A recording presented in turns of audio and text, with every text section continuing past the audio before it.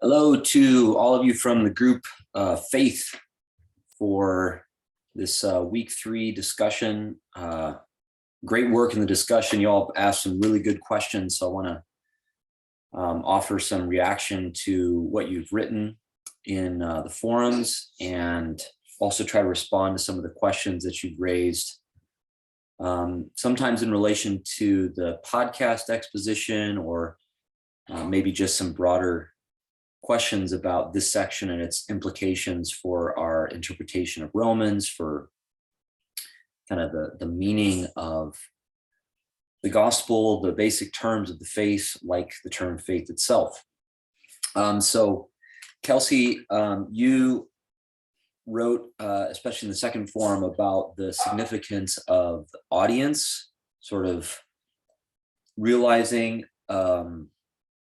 how influential our sense of audience might be on our interpretation of what Paul is teaching. And Beth, you also speak to this a little bit, since in some respect it seems irresolvable, to define the audience super clearly. So, Kelsey, you talk about kind of beginning to think through what it means for Paul to say what he says in Romans to non-Judeans or non-Jews, and some of the implications for that, or implications of that rather. And I think that this is where, obviously the first point to take away is that if Paul's gospel is sort of generally framed as correcting general Jewish mistakes, it has a very difficult time avoiding being generally anti-Jewish.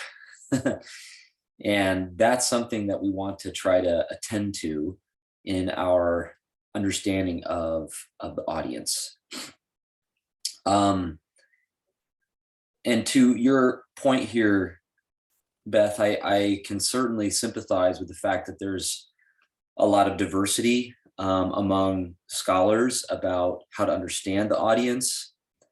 I myself don't actually think it's quite so ambiguous or uncertain as scholars seem to think, because I think we should really allow the text of the letter itself, where it addresses the audience and describes the audience, to guide us. And I don't feel like commentators often do that.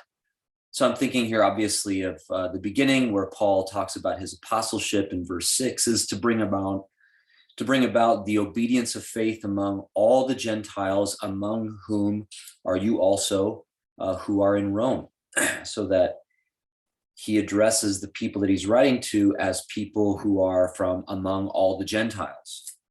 And then even a little further on there in the introductory paragraphs of the letter, he says that I want you to know that I have intended to come to you to sort of reap a harvest, some fruit among you, as I have also among the rest of the Gentiles. Later on in chapter 11, he's going to say, I'm speaking to you in as much as I am apostle to the Gentiles.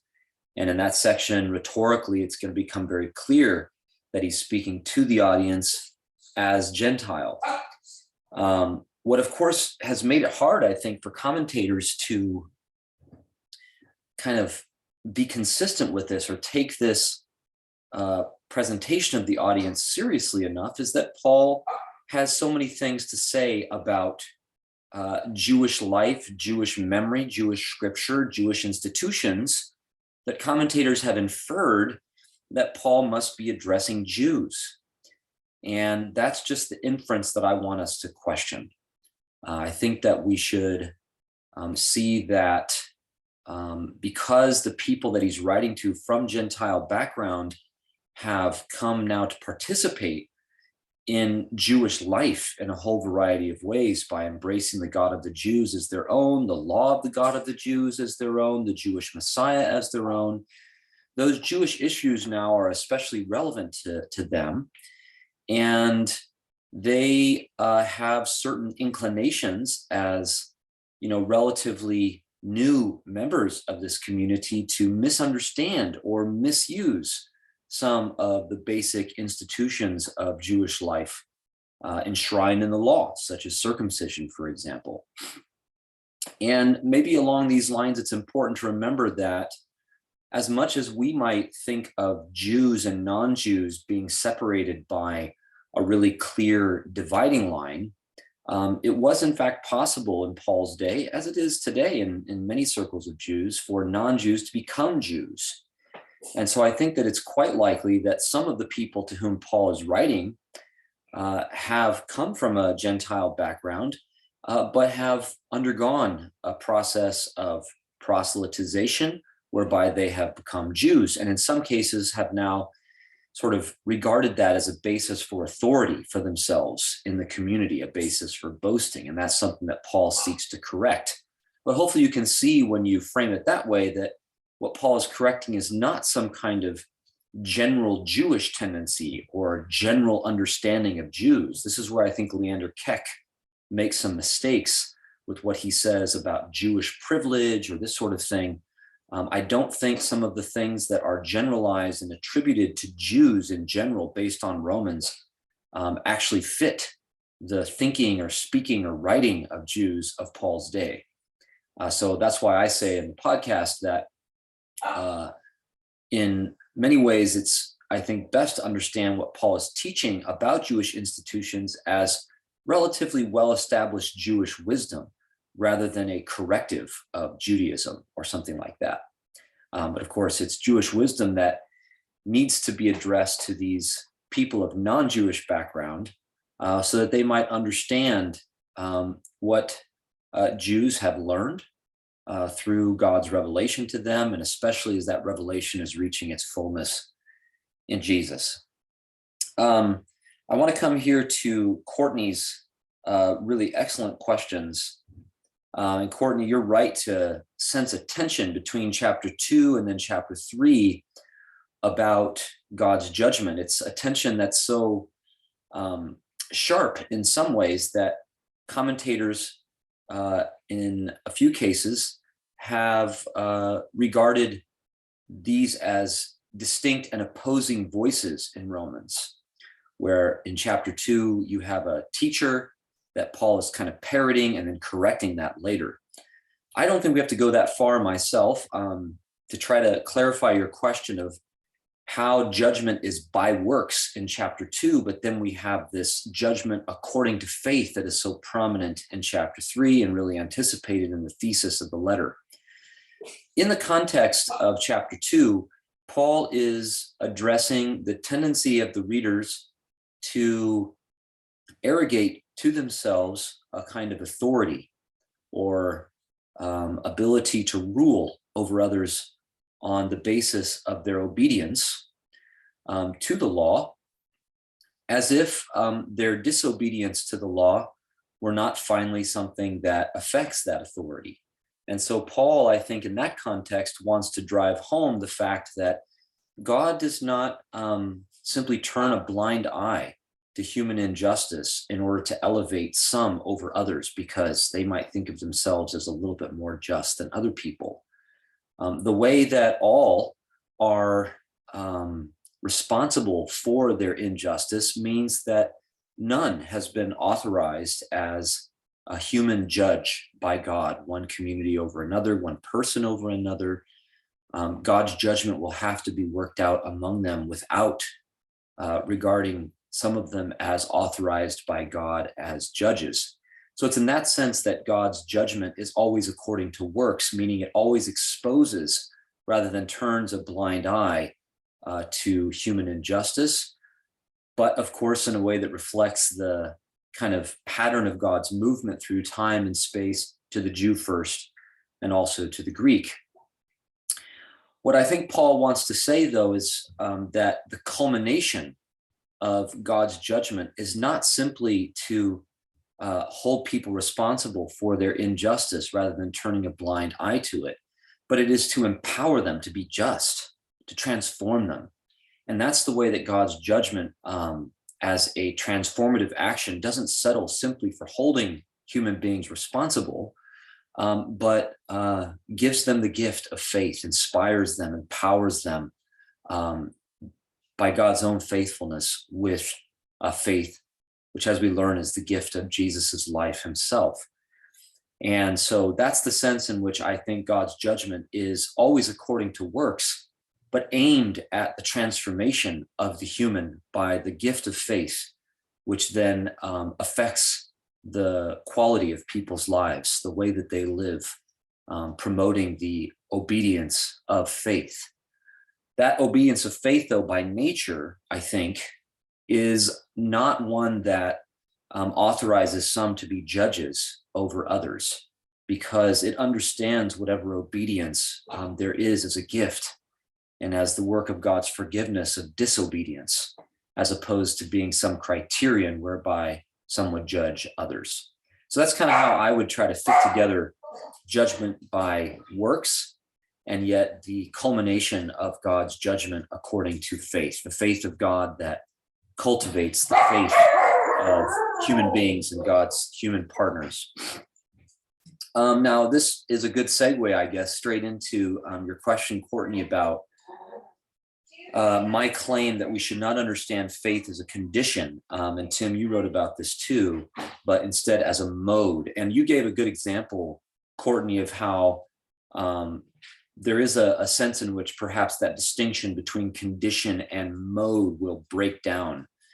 So let me try to press a little bit farther, nuance it a little bit more to see if I can communicate what I understand Paul to be teaching and the kind of contrast that I'm trying to make. And this does pick up a little bit on Rachel's reply, which I thought was helpful, namely that Paul does not want to commend faith as a condition tantamount to certain works of obedience to the law, whereby someone would be able to boast in faith as an achievement, as something that sets them apart, something that authorizes them as a community, as a people, as a person to be the judges of others. So we need to think about faith in a way that it doesn't fall prey to exactly what Paul is discouraging. And I think what might enable it to do that and go a little further down the distinction that I'm drawing between mode and faith is that faith is not something that human beings manufacture or that they sort of reach down and produce. It is, I think, according to Paul's teaching, a gift. It is the fruit of the faith of God that grows into the faith of human beings, especially through the faith of Jesus. And when it is a gift, you can see that it is not a condition that human beings have to meet in order to receive God's blessing, God's liberation power, God's justice as a reward for the condition that they have met, but is instead the mode whereby God acts in and among them, cultivating faith by God's own faith, so that their lives are transformed by the mode of God's action in them, that is bringing about faith in them. In that respect, though, I think you're right to say that there is still a sense in which faith is a kind of condition. It's not, though, a condition that human beings have to meet, sort of their end of the deal, but it is a way of recognizing how God does work, so that it is right, I think, to say that where faith is not happening, then we are still looking for God's work that brings about the liberation and fullness of God's justice that Paul is talking about. We'll see this come out also a little bit later in the letter in chapters 10, especially 11, where Paul is going to say that the absence of faith does mean the absence of salvation. But he is framing that so that the readers don't sort of look down their nose at those who are not experiencing God's salvation without faith, as if the readers had achieved faith for themselves and enjoy salvation as a reward. Instead, Paul is at pains to say, you have only God to thank for the faith that has grown in and among you, and you have God also to look to for the faith in these people that you're tempted to judge. because it is finally God's work in them that is the most determinative of their lives, not their unfaithfulness or faithfulness, not their obedience or disobedience. So hopefully that helps a little bit, uh, Courtney, to bring out what you're trying to press into there, which I thought was great. Um, both you, Courtney, and um, Rod talk about the sort of pistis Christou debate, the faith of Christ versus faith in Christ. Should we think of it as faithfulness? You taught, Courtney, about contemporary Greek speakers and what seems more intuitive to them, as Pollard discusses. I think that's certainly a worthy piece of evidence to consider. At the end of the day, I do think that the argument sort of turns on what makes the most sense of Paul's teaching as it flows. And that's a difficult one to resolve, since how you make sense of the teaching turns in some respect on whether you understand the phrase to be faith of Christ or faith in Christ. But I think what I want to leave both of you with, who have raised this issue, is how the one, I think, major kind of liability of the faith in Christ, the objective genitive understanding, is its tendency to render the figure of Christ a sort of passive and naked object of our human faith, as opposed to seeing Christ himself as somehow the revelation of what God gives. And that emphasis, to me, that is so clear in Romans on the faith of God. You remember 3:3, will the unfaithfulness of some nullify the faith of God? May it never be. Absolutely not. Or hell no, as I translate. So the faith of God and the priority of God's action, others of you have pointed this out as critical as well. Maybe it was you, Beth. But that is such an important theme that I think is easily lost when we think of Jesus as simply the object of the faith of other human beings, instead of seeing Jesus as himself the faith of God and the faith of the human in one person, that then becomes the gift that God gives to others. You might think here of Galatians 2, where Paul says, I've been crucified with Christ so that it's no longer I who live, but Christ who is living in me. And the life that I now live in the flesh, I live by the faith of the Son of God who gave himself up for me. So faith, as Paul understands it, is not just something he has in Jesus, it's the life of Christ in him. And that, I think, is what is going on in Romans as well. Along these lines, Rod, you talked about, faith of Christ versus faithfulness of Christ. I hope you're beginning to see why I prefer faith of Christ. But just briefly, I guess I'd say that often the translation faithfulness of Christ wants to emphasize Jesus's own just living kind of thing. And there's no doubt, although I think it was you, Beth, who was questioning the look to Mark or gospel sources to understand what the faith of Jesus might be about. There's no doubt that Jesus lived a just life, in some way an exemplary life. But I don't think we want to replace sort of what Paul is countering, which is reducing the law to something that provides criteria or credentials of obedience whereby people could judge and boast over one another. We don't want to allow faithfulness to become the new way that we do that, where now it's not obedience to the law, it's obedience to the faithfulness of Jesus that becomes the criterion whereby people pose as, those of virtue, those who get to guide others, those who get to rule over others. I think there is a sense in which faith is something that is not reducible to measurable criteria. And when Paul talks about the faith of Jesus, he doesn't really sort of give an elaborate account of Jesus's virtue or the justice of his living. He often talks about his solidarity with sinners, the way that he became a curse. Obviously, in chapter 3, which we studied, the way that he shed his blood and became an object of wrath in the sense that I tried to develop. So there's a sense in which faith defies that tendency that human beings have to turn something about human beings or the world into the credentials whereby we can rule over one another as societies or as persons. And we want Paul's account of faith, I think, to really come through as a counter to that because of how faith is itself in solidarity with unfaithfulness, how faith is itself refusing to lay hold of something that might be deemed boastworthy or grounds for the authority to rule over others, etc. Beth, here you talked a little bit about the difficulty maybe of finding people that exemplify faith in the way Paul is commending it.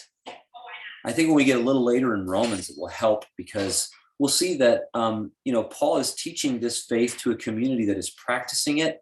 He's thankful for the way they're practicing it, as he says explicitly in the Thanksgiving, the opening of the letter, but that doesn't mean they're not still dealing with problems and tendencies and things that Paul wants to correct or remind them about. So we don't want to turn this network of churches in Rome that Paul's writing to as a kind of false ideal that all churches are falling short of.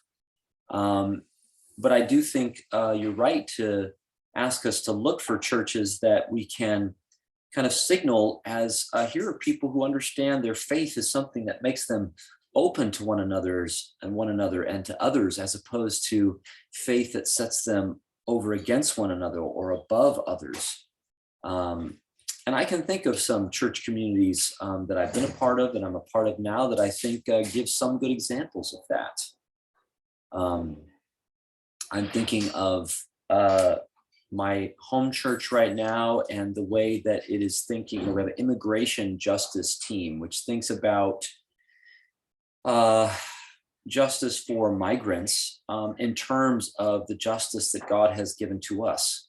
So the faith that God has blessed us with, the trustworthiness of God in us is something that we sense and that this team in our church is leading us to sense as an invitation for us to be open to people in this difficult situation of either trying to get into the US, seeking refuge from violence. In many cases, in our context, this is from Honduras, helping navigate all of the difficulties of the immigration system and the pressures of trying to adapt to life in the US.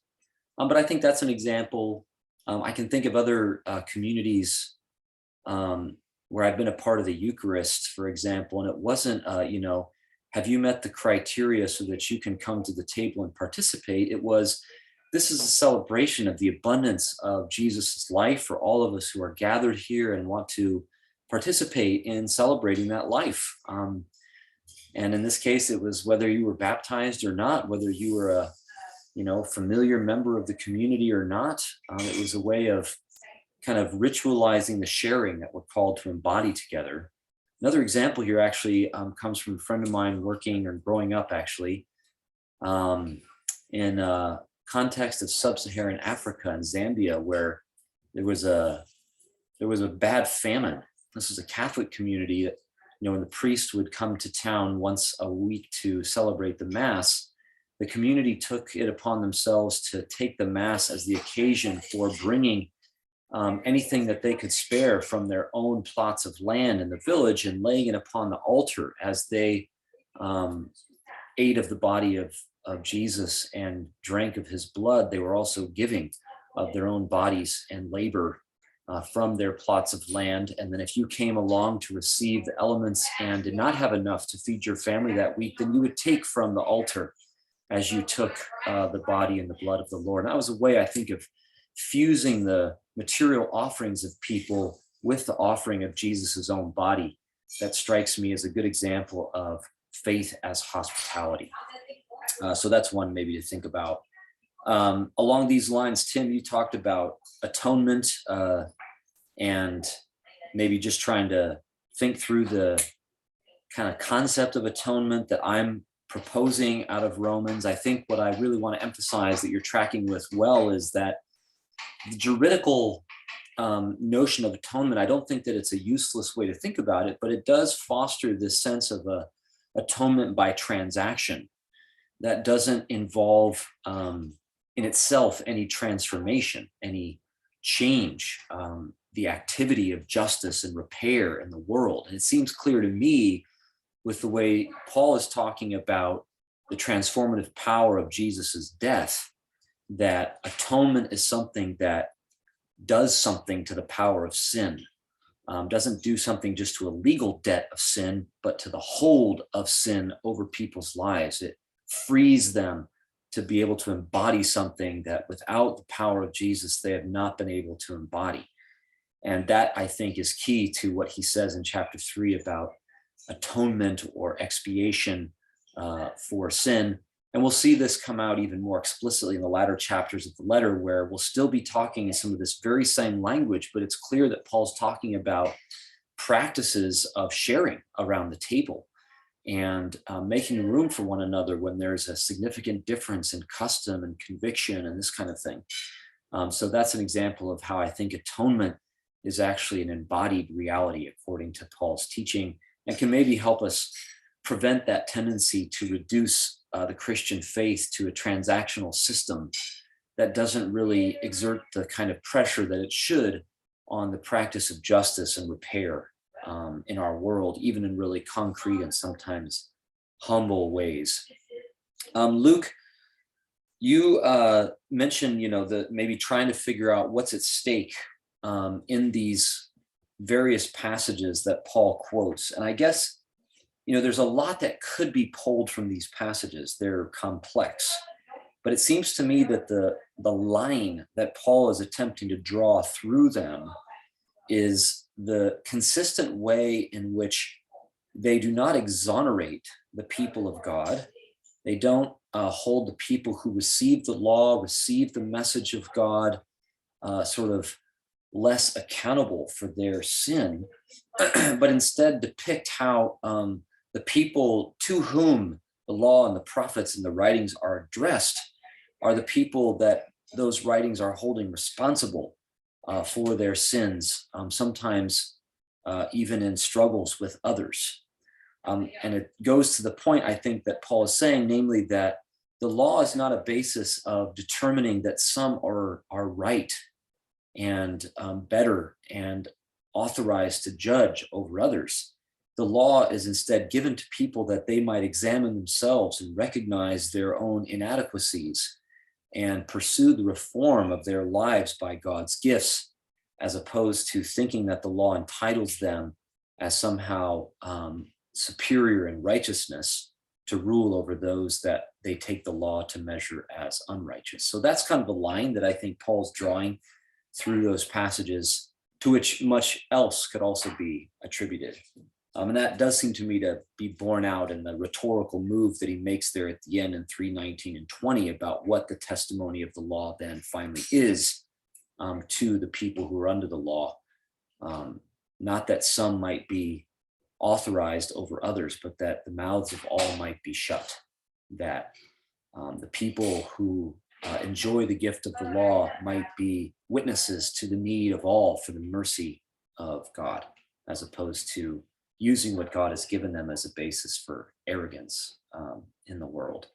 There's so much there, I think, for us, because I hope you all can tell how much of a tendency there is in our day to regard our participation in the Christian faith as somehow giving us some kind of moral high ground in the world, and to be able to teach the rest of the country or the rest of the world where we live what God's will is really about, or this kind of thing. And so the Bible does tend to function often as a fuel for self-righteousness rather than as a call to faithful and humble witness of our solidarity with one another in our pursuit of justice together.